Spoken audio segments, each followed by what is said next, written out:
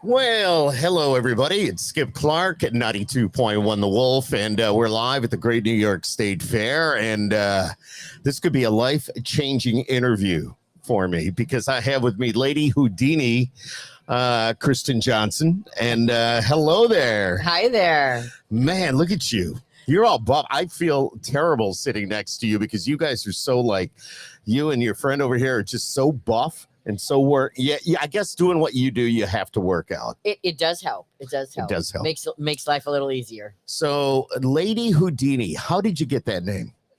Well, a number of years ago, I did an interview with Inside Edition. Yeah. And it was one of the producers that gave me the moniker Lady Houdini. Really? Yep. And now we talk about Houdini, God rest his soul, but you've broken his record of getting out of what you do. We all know what Houdini does. Right. Well, I've done the most water torture cells. Houdini was known to do the water torture cell about 1,000 times, and I'm at 2,937 attempts. Attempts. Yes. So were they all successful? Well, I'm still here, so as far as I'm concerned, they're successful. You know what I mean. But yes, no, I've had a couple of instances where I've had to be extracted. So when we watch that, you know, we've seen it on television, we've been to shows, and you're here at the Great New York State Fair doing it. When we watch it, I mean, that's the real deal. That's you actually all bundled or strapped in and tied down, chained down. And all that. That's the real deal. Absolutely. So how did you learn to do all that? Well, I have, through the course of my career, when I want to learn a stunt, I break it down into individual components. And so with the water torture cell, I worked with a dive master to work on my breath hold. I work with a California highway patrolman for my handcuffs. And then I have friends that are locksmiths and safe crackers to help me with the other implements. So, well, they could come in handy at times, couldn't they? It can, but I'm very honest, and we only use our powers for good. There you go. Now, the handcuffs, though, you say you worked with the California Highway Patrol. Yes. For example, what did they put the cuffs on you like really tight, and then you have to get your hands out? I pick them. No, I don't. I don't slide my hands out. No, that kind of. No, that there would be a lot of criminals that would be doing that if that was the case. So no, I actually use bobby pins and I pick the locks and the handcuffs. You've been doing this all your life? No, I'm a late bloomer. I've been doing this only the last 20 years. Are you kidding? No. Really? Yep. So what did you do before? I work for a Fortune 500 company. Oh, wow. Wow. All right. No, I was a corporate person. But then what made you get interested in doing what you're doing now?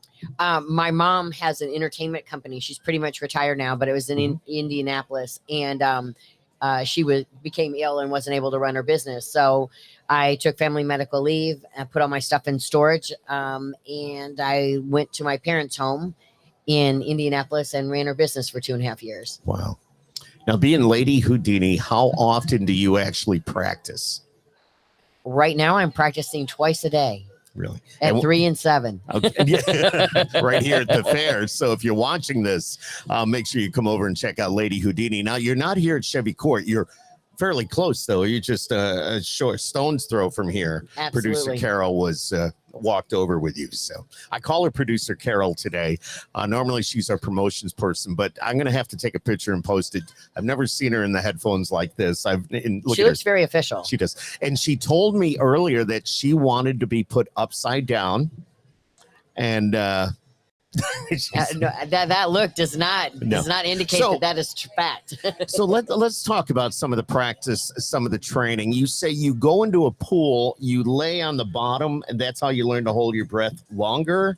Well, no, I worked with a dive master. I use a shallow water free diving technique. Okay. So I'm taking breaths, and then I spent a lot of time in a pool holding my breath over and over again. And I had a stopwatch and a regulator, so I didn't have to keep coming up. I just stayed underwater. I had weights on to hold me down and just held my breath over and over again. Do you ever get scared? Well, it's always scary. It's, I think if you get complacent, but you're doing this every day. Yes, I know. But then again, I guess there's always that. Every time that lid gets locked on, my brain goes, this is not a good idea. But you continue to do it. I do. Absolutely. So how long can you hold your breath for? My best static is 5 minutes and 2 seconds. 5:02. Yep. I think I get about a minute and a half and I'm done. Well, that's impressive. Most people make it about 45 seconds. Really? Is that Yep, what it is? Absolutely. 45 seconds. I had no idea. No idea it was that. So Yeah. now, so you have 5 minutes to get yourself out and get up. Well, I don't have 5 minutes because my heart's beating a little faster. So I'm going through the Okay. air a little faster than in the static. Because the static, you're calm and you're not locked up. So you can just stand up. So Okay. it's a big difference between being locked in the tank and not locked in the tank. So when we do the show over here at 3 and 7 o'clock, Right. You're tied up for how long and underwater? Between 2 and 3 minutes. Okay, and that's it. So then hopefully you get out of it and there you are and everybody claps and says Right, yes. exactly. So I'm just gonna, just for fun. Okay. Just for fun. Okay. I just started a timer. Okay.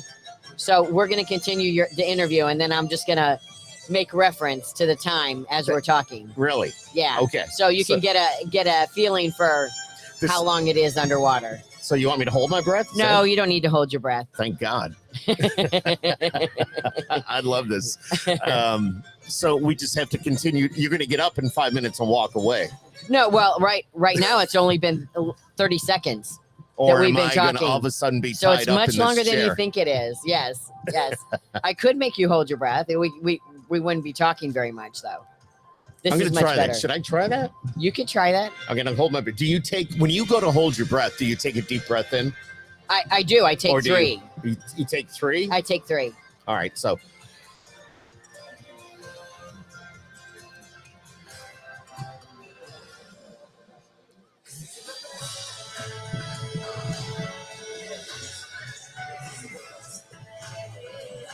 6 seconds. See, I think it's a little longer than you think.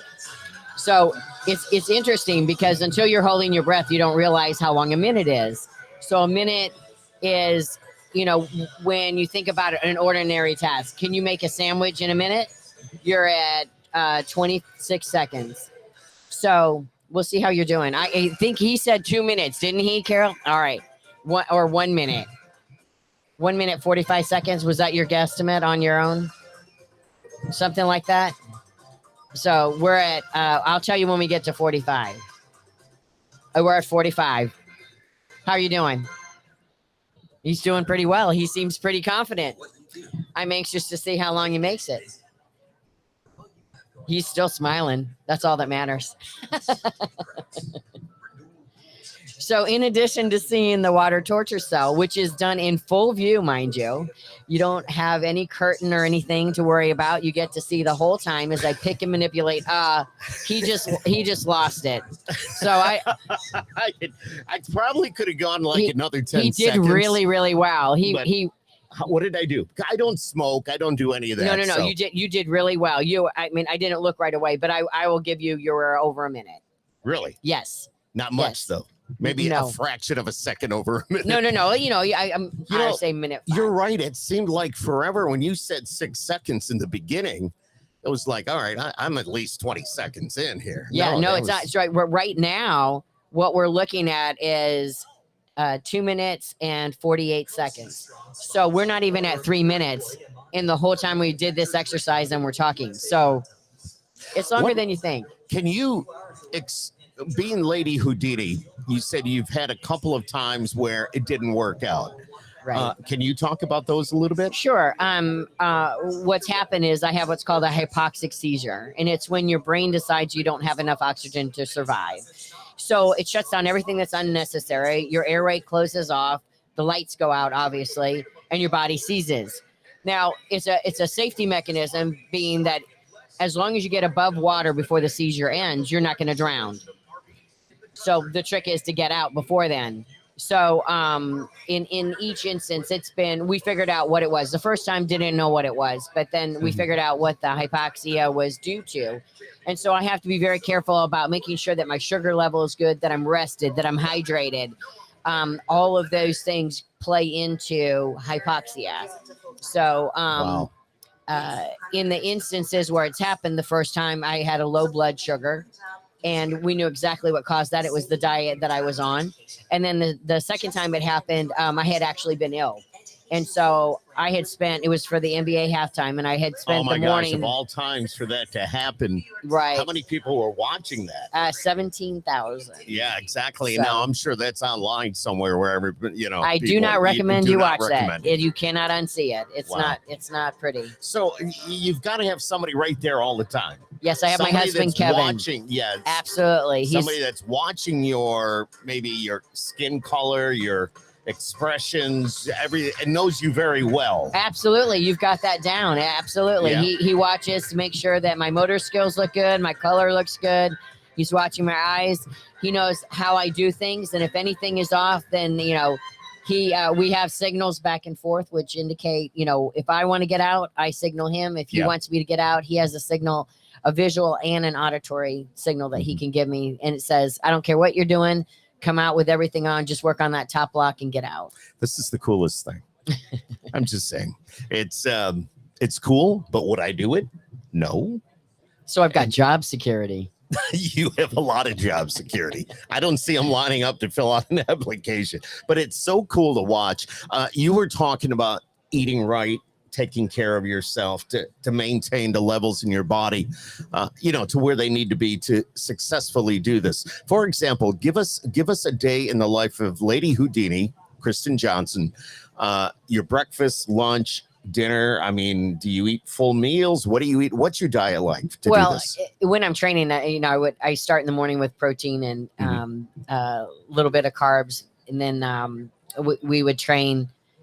When I'm performing, I don't eat as heavily because I hang upside down, and that's not a pleasant thing to have a full stomach and hang upside down. No, I don't even want to think about that. But I make sure that I have enough carbs in my system. Yep. So I probably eat a little bit more carbs when I'm performing than when I'm not.